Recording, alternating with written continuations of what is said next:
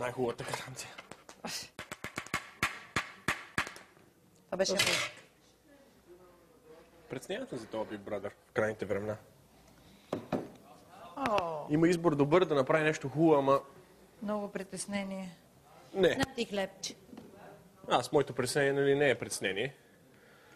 Ама, нали, какво друго мога да правиш, след като не се притесняваш за себе си вече? Като знаеш на къде си,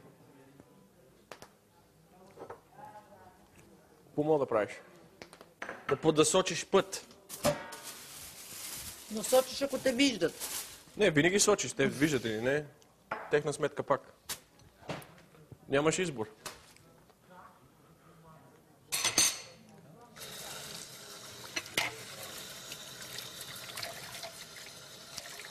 Няма смисъл.